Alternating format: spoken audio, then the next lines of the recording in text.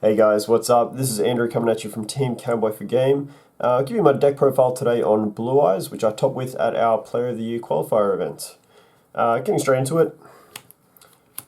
Just 3 vanilla Blue Eyes, just essential in the deck. 3 alternate, pretty self-explanatory, just special summons, pops, does most of your main plays. 2 Dragon Spirited Whites, once again pretty standard, pops your back row, banishes, which is really effective. MVP, Sage, run as a 3-of, search your tuners, ditch special summon from deck, really great card. 3 Whitestone of Ancients, also just pretty much standard, gets all your searches in the end phase, ditches to get stuff back, it's just standard. 1 Whitestone of Legend, also pretty standard, just gets you a vanilla to hand, just another egg to send. Now my version of Blue Eyes, actually main deck, 3 Gamasiel. Now a lot of this is in response to the current meta in which Gamasiel is just an amazing card against. The Blue Eyes have such a good synergy with it being level 8, you can make your rank 8 plays and whatnot. So good. And to have a main deck out to like APC stuff and whatnot, very good. Now I won a lot of games because of this today. 2 Maxi. Maxi's Maxi, it's a second turn deck as if you wouldn't run it. And 2 Valor, because Valor's awesome and obviously searchable off Sage. So that's my monsters. Onto the spells. Standard lineup of 3 melodies, ditch card, search your Blue Eyes, just ridiculously good card.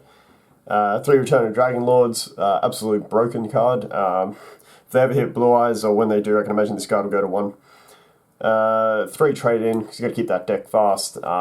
Works really well with the Gamasiels, once again, being level 8s. If they're somehow still dead, at least they're a trading target. 2 Dragon Shrines, really good, especially if you're forced to go first. But even going second just gives you resources for Soul Charge and Return of the Dragon Lords. Really good card. 2 Silver's Cry. You know, some people choose to not run this, some people run it 1, some run it 2. I always found 2 to be good because I run Desires, because I go off the assumption that probably 1 will get hit. And it can also help just finish people off in OTKs and make some sneaky plays. If they target things in your graveyard, you can chain and special it back. So there's a lot of cheeky ways you can play with Silver's Cry rather than just using it for the sake of getting something on board, but really good card. 2 Twin Twister. You always want to see this and use this in Blue Eyes. The deck can dig quick enough to almost always see it, so yeah, you know, back row removal. 2 Pot of Desires, absolutely amazing in this deck. You can search with your melodies and whatnot and get the important stuff out of the way first, and then at that point it really just doesn't matter what the 10 hit cards hit are, it's your good stuff's already out of the way. If it hits 1 alternative, 1 regular Blue Eyes, etc., not a problem, you've already got the other ones. For the 1-ofs, 1 Cards of Consonance. I've tried it at 3, I've tried it at 2, and I've tried it at 1. I found it just best at 1. I found it hurt more than it helped. You only have the tuner so many times in grave, and you've already got so many things that can detach anyway. And the deck already has huge draw and search power, so in my opinion, that's a personal choice, but just the 1 for me. 1 Soul Charge, because you can only have it at 1. Easy enough explanation. 1 Regeki, because mainly for things like Vanity's Fiend and Jargon, just inbuilt removal for anti-special summon. And as far as the main deck is concerned, just 1 trap, just Vanities. Just if you are forced to go first, or you just set up a decent board, and then sitting behind Vanities is always strong, so nothing really to complain about there. Onto the extra deck. So for the synchros, for the standard picks, 2 Blue Eye Spirit Dragon. Yeah, really strong card, but you know, you'd never make a 3rd one, or next to never. Stops graveyard effects, which is super relevant in the current format against ABC, and on top of that, it stops them from tagging back out with the ABC Buster. 1 Azure Eyes. Yeah, Azure Eyes wins games and stops targets and yeah, all that good stuff. For the targets for Spirit Dragon, so we got 1 Moonlight Rose, bounces your opponent's special summon things, just a good tag out target. Level 7 and you synchro that for Crystal Wing. The level 8 synchro, start a spark, so it can protect itself so it doesn't get destroyed by that effect, or if you have to, with certain tech cards like Chaos Hunter, and I'll get into that a little bit later, you can synchro for 8 later on too if you have to. Not a bad little card, you go into it every now and then. Then of course 1 Crystal Wing. So that's all the synchros. onto the XCs. So as my first kind of generic ones, one Dragluon. Dragluon is great in the mirror and can also help with OTKs. You won't go into it all the time, but really good card to have there. One Heliopolis.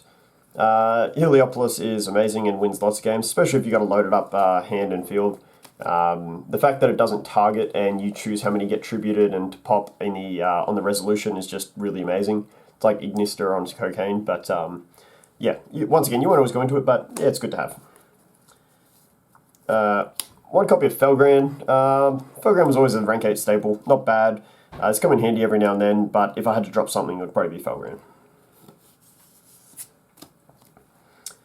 Onto the Galaxy stuff mainly. So, one Tachyon, because Tachyon can do very cheeky things. One Cypher. So Cypher is amazing. If people don't already do it, if your opponent ever has XC monsters on the field, always steal it with Cypher. And then you can plonk on any of the XCs other than Hope Harbinger, which I'll show a little bit later. So next up, you've got Full Armor Photon. So Full Armor Photon is basically its 4K beta. You can pop it over any Galaxy XC monster, which is Cypher, or when Cypher steals your opponent's XC stuff, you can pop it on there. So for example, today I stole someone's Castel till the end of the turn, but its name becomes Galaxy Eye Cypher Dragon, so you just put something like Full Armor Proton straight on top of there, you get a plus. Or the other option is on top of that, you put on Dark Matter. Dark Matter absolutely wins games, sends 3 dragons from your deck with different names to the graveyard, which is ridiculously powerful in Blue Eyes. And on top of that, then you make your opponent banish 3 random monsters, or they choose their monsters from their deck to banish. So really, really powerful. Last one, probably the one I go into the less, the Prime Photon Dragon. That's mainly for the mirror and for anyone else who makes ridiculously big beat sticks. Just off his own effect, he can go up to 5,600 attack points, plus any other ranks that are on the field. Once again, very, very rare to go into. I usually only use it to, 1, either steal with Cypher, like as a permanent steal, or 2, on one-offs where I've got to beat over those attack points, which it just does happen. Lastly, of course, Hope Harbinger. Hope Harbinger just locks it down, keeps them out of spells. Great, if you sit on Hope Harbinger and Vanities, it's pretty rough for your opponent. Side decks currently, now this is always an area where I leave it to personal choice, but for me today, what worked quite well, some things did, some things didn't. I ran one system down. That was actually mainly because I couldn't find my other systems down, so I'd probably run 2 to 3 currently. It just wrecks ABC, it's just full on. One copy of Twin Twister, in addition to the main ones I run, just in case, I don't know if there's just a deck I have to beat with lots of back row. 2 Dark Hole, just for where it's relevant, didn't really use it much today.